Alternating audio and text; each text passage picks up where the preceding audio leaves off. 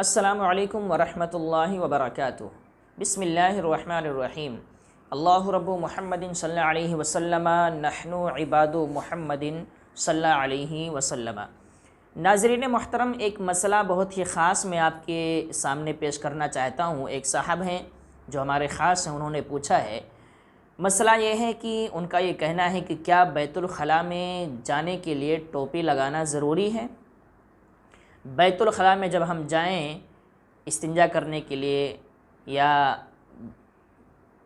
پخانہ کرنے کے لیے، پخانہ پیشاب کرنے کے لیے ہم بیت الخلاء میں جب داخل ہوں تو ان کا کہنا یہ ہے کہ کیا سر ڈھک کے ہی جانا چاہیے یا بغیر سر ڈھکے ہوئے بھی جا سکتے ہیں؟ تو میں آپ کو سب سے پہلے مقصد بتا دوں کہ سر ڈھکا کیوں جاتا ہے، سر کو ڈھکنے کا جو حکم دیا گیا ہے وہ کیوں؟ یاد رکھیں، سر ڈھکنے کا جو حکم دیا گیا ہے اس کی وجہ یہ ہے کہ جس کا سر ڈھکا ہوتا ہے اس کے دل میں غلط خیالات بہت کم آتے ہیں۔ سر ڈھکنے کی وجہ سے وسوسات نہیں پیدا ہوتے ہیں، غلط وسوسے جو شیطان کی طرف سے ہوتے ہیں اس سے آدمی محفوظ ہو جاتا ہے، اس لیے سر ڈھکنے کا حکم ہوا ہے۔ ورنہ اگر شرعی اعتبار سے، شریعت کے قانون کے اعتبار سے بات کی جائے کہ بیت الخلاء میں جاتے وقت سر ڈھکنا چاہیے یا نہیں، تو یہ مسئلہ ایسا ہے کہ یہ بیت الخلاء میں جاتے وقت سر ڈھکنا نہ تو فرض ہے نہ واجب ہے۔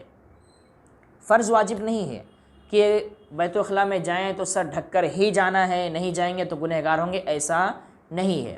ہاں، سر ڈھک کے جانا یہ ادب ہے، ادباً تقاضا یہ ہے کہ سر ڈھک کے ہی بیت الخلاء میں جانا چاہیے۔ کیوں؟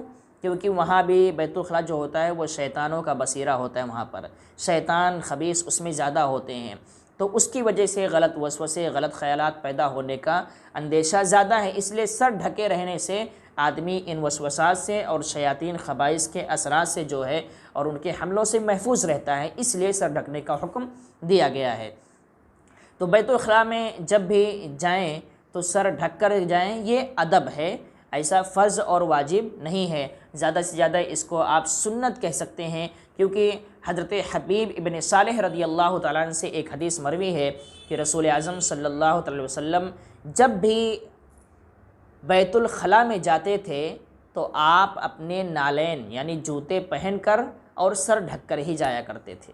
یہ حدیث مبارکہ ہے کہ بیت الخلاء میں جب بھی جاتے تو نالین پہن کر اور سر ڈھک کر جاتے تھے۔ نالین پہننے یعنی